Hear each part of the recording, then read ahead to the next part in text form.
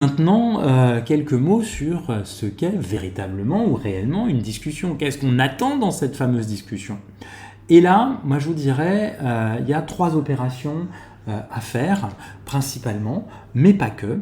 La première, donc 3 opérations, et puis je vous donnerai ensuite 2-3 éléments qui moi me paraissent intéressants, que je donne systématiquement à tous mes étudiants.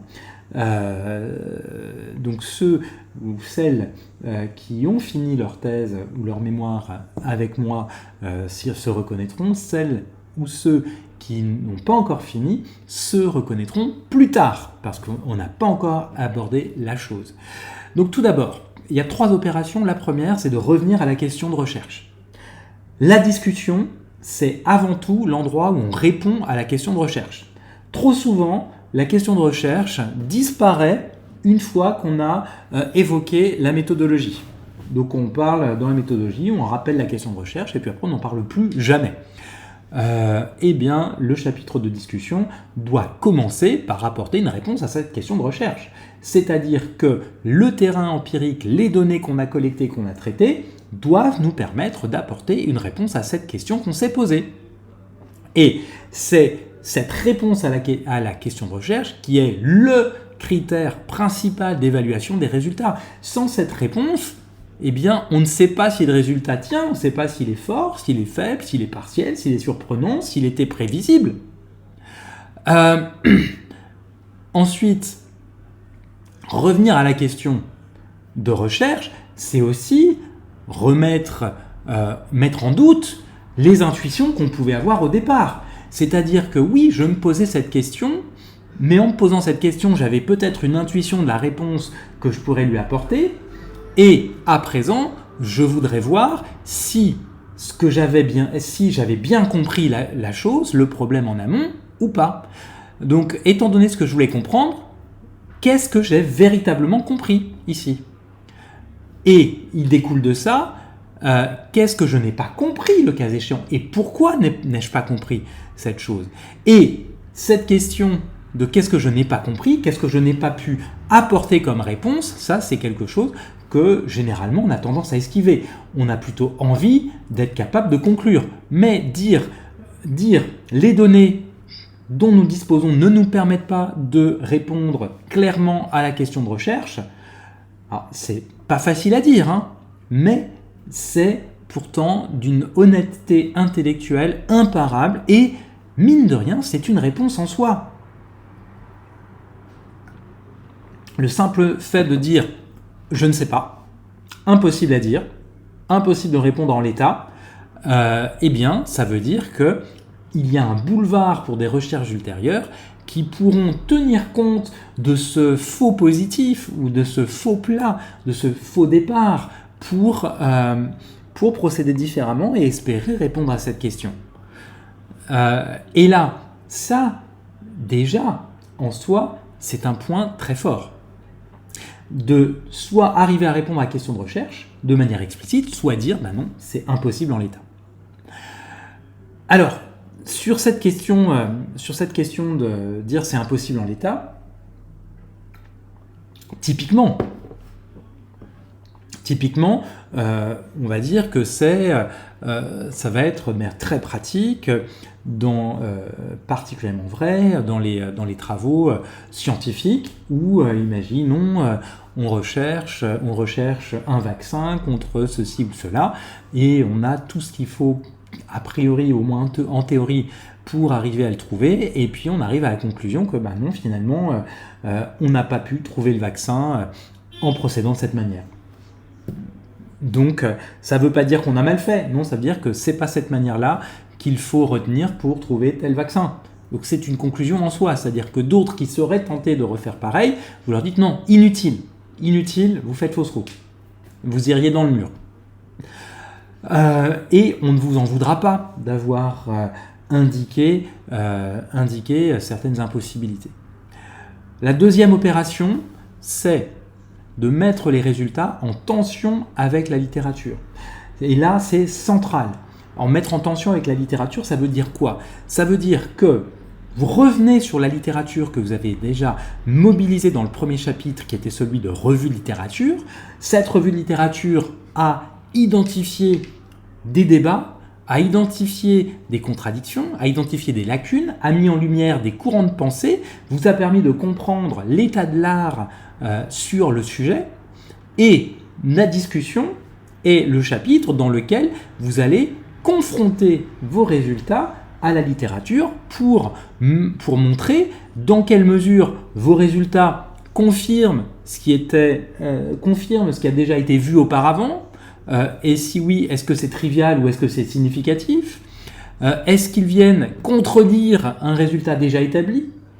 Est-ce que vos résultats viennent donner du sens, donner de la chair à la recherche qui a été faite avant vous et qui était peut-être un petit peu trop abstraite ou un petit peu trop désincarnée ou un peu datée, qui nécessitait d'être rafraîchie? Est-ce que vos résultats ont donné du sens à quelque chose qui en manquait? Et donc c'est ça le cœur d'une discussion qui marche. Et donc, si la revue littérature et les résultats coexistent dans le mémoire dans deux chapitres distincts sans jamais se rencontrer, mais il n'y a pas de colonne vertébrale intellectuelle et il n'y a pas de place pour véritablement prétendre avoir une contribution ou une conversation un tant soit peu intéressante.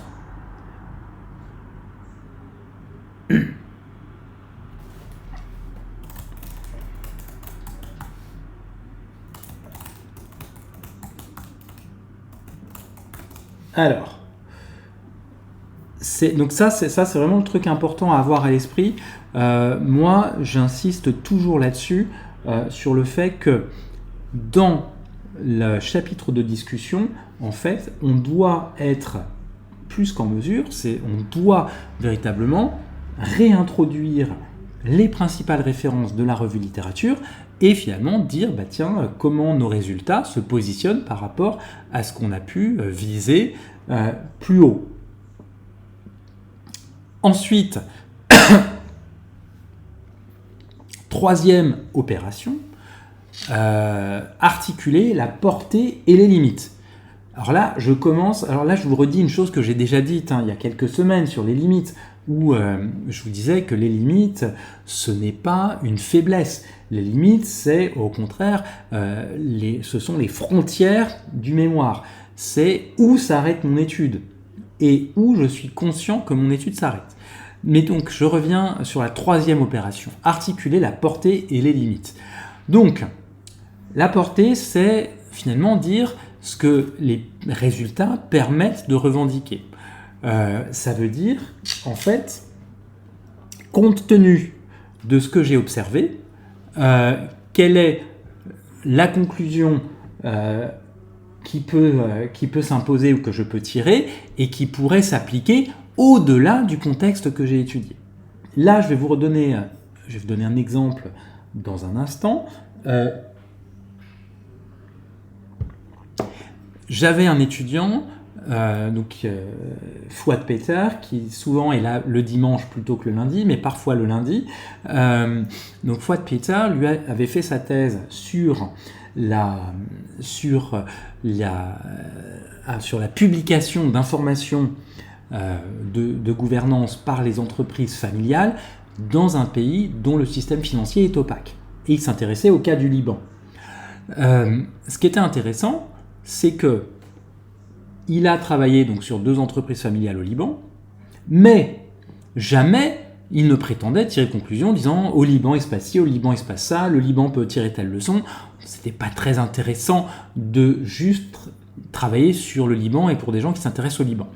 Donc, la portée de ces résultats, c'était moi ce que j'ai observé au Liban, compte tenu de son système financier opaque, pourrait tout à fait se retrouver dans des termes assez proches dans d'autres pays dont le système financier est opaque, comme Singapour, comme le Luxembourg, comme le Liechtenstein, comme le Panama, et je ne vous les fais pas tous. La portée, donc, c'est finalement jusqu'à quel point je peux tenir une affirmation concernant mes résultats. Ça veut dire que je dois être dans la discussion en mesure de déterminer les les contextes dans lesquels mes conclusions peuvent s'appliquer, ou en tout cas peuvent avoir une autorité. Ça veut dire les conditions auxquelles et les circonstances dans lesquelles les conclusions que je tire peuvent trouver à s'appliquer. Et c'est ça une vraie discussion. Une discussion, c'est donc un moment où vous pouvez nous dire que trop souvent l'étudiant nous dit tiens, mes résultats finalement peuvent s'appliquer à telle industrie, à l'industrie automobile, à l'industrie, enfin à l'énergie, etc.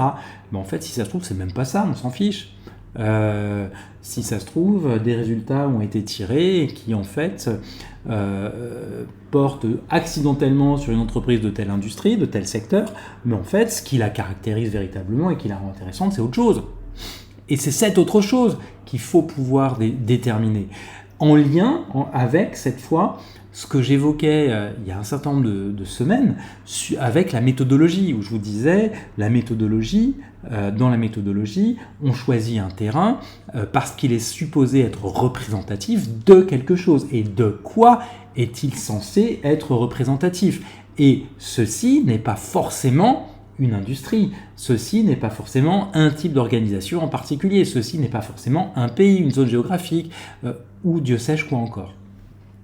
Et donc tout l'enjeu, c'est ici dans cette discussion de nous montrer jusqu'où ça va.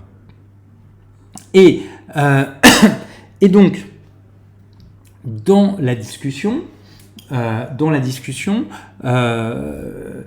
il est d'usage, il n'est pas rare, c'est ça que je veux dire, il n'est pas rare d'évoquer donc les fameuses limites. Et comme je vous disais, les limites, il ne s'agit pas de dire « Ah, mon étude aurait pu être mieux, j'ai pas fait ceci, j'ai pas fait cela. » Non, il ne s'agit pas de ça. Il s'agit de dire « Mon étude portait sur telle chose rentrait dans son cadre, telle chose n'en faisait pas partie. Maintenant, ce que j'ai fait jusqu'à présent permet de poser quelques jalons pour qui serait intéressé par tel aspect que je n'ai pas pu étudier, ou bien la suite naturelle de mon travail, compte tenu de là où il s'arrête, pourrait être telle chose. » Ça revient à ça, quand on parle des limites. C'est dire finalement comment la recherche, après vous, peut s'appuyer sur votre travail pour faire progresser la connaissance. Et ça m'amène à donc, cette chose que je dis systématiquement à mes étudiants, qui est, et ça je crois que j'ai déjà dû le dire plusieurs fois dans des streams antérieurs, c'est que dans la discussion, il faut pouvoir l'envisager sous forme de 3 tweets, métaphoriquement parlant. Un tweet, ça veut dire quoi? Ça veut dire peu de mots, ça veut dire, 140 signes, espace compris, maximum. Ça veut dire les bons hashtags, donc les mots-clés, et pas n'importe quel mot pris au hasard, il faut de la précision dans le propos. Un message fort, enfin je veux dire une accroche et un message fort à faire passer. Dès lors, les 3 tweets métaphoriques sont 1. Qu'est-ce que je veux que le lecteur retienne de ce travail comme étant original? 2. Pourquoi, en 2 mots, et comment est-ce que je voudrais que mon travail soit cité par d'autres? Et 3. Comment d'autres pourraient-ils s'appuyer sur mon travail, sur mes conclusions, pour faire avancer le schmilblick? C'est ça qui sera vraiment au cœur d'un bon travail de discussion en fait. Et grosso modo, quand on a dit ça, je crois qu'on a à peu près tout dit sur ce qui fait qu'une discussion tient la route ou sur ce qui fait au contraire qu'elle peut être faiblarde.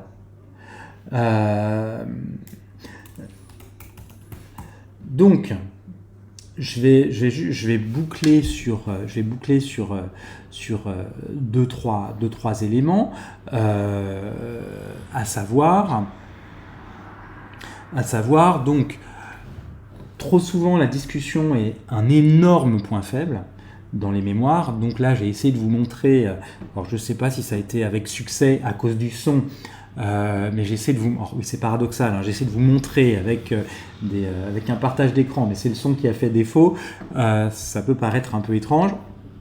J'ai essayé de vous montrer, disais-je, quelques mémoires dans lesquelles la discussion était assez légère, était un véritable point faible, et c'est dommage, et trop souvent parce que les étudiants ne s'adressent pas aux bons lecteurs. C'est-à-dire qu'en fait, on ne sait pas trop à qui ils s'adressent. C'est-à-dire que là, on dirait que pour le directeur de mémoire qui connaît déjà le travail, on résume le propos. Bah non, c'est pas nécessaire. Ça a déjà été résumé plusieurs fois à plusieurs endroits différents. Donc normalement, le directeur de mémoire qui en plus est censé avoir lu le travail plusieurs fois n'a pas besoin d'un pénultième résumé en guise de discussion, voyons. Pour l'examinateur qui attend des implications, on a tendance à moraliser et à survaloriser des implications sociétales, managériales, qui trop souvent tombent à plat. Hein, repensez à ce que je vous disais tout à l'heure. Hein, quand vous êtes un business du mariage, intéressez-vous aux mariés. Ah, ça, j'y aurais pas pensé, dis donc. De la même manière, entreprise de pompe funèbre, intéressez-vous aux défunts. C'est aussi ridicule, dans un cas comme dans l'autre. Pour le bon lecteur d'une discussion, comme je vous disais, c'est la littérature. C'est la revue de littérature. Ce sont les auteurs par rapport auxquels vous vous positionnez au départ. Parce que la discussion est véritablement le moment ou le lieu où vos données rejoignent un débat qui existait déjà avant vous et dans lequel vous vous inscrivez, dans lequel vous vous engouffrez. Et donc, si vous savez déjà dans quel débat vous inscrivez, là, la discussion va toute seule. Moi, c'est ce qui fait que j'insiste toujours, presque lourdement, auprès de mes étudiants lorsqu'ils sont sur leur revue de littérature, pour qu'ils puissent identifier les termes du débat et identifier les auteurs avec lesquels ils se sentent des affinités, les auteurs avec lesquels ils se sentent plutôt en accord ou plutôt en désaccord et avec lesquels ils aimeraient bien engager une conversation. Parce que l'enjeu, c'est ça, c'est en gros presque de dire, tiens, si je rencontrais tel auteur que j'ai cité ici, qu'est-ce que je lui raconterais bien de mon travail qui pourrait l'intéresser ? C'est ça en fait. Et donc si vous ne savez pas d'entrée de jeu dans quel débat vous vous engouffrez, eh bien là, on a le risque de faire un résumé, un commentaire, de la moralisation, de l'implication plus ou moins douteuse. Bon, un chapitre qui se veut complet parce qu'il est assez dense, mais qui finalement ne dit presque rien et qui ne dit rien de vous. Parce que c'est ça qui est important, c'est qu'au final, dans ce chapitre, on en sache davantage sur ce que vous avez à dire sur votre sujet.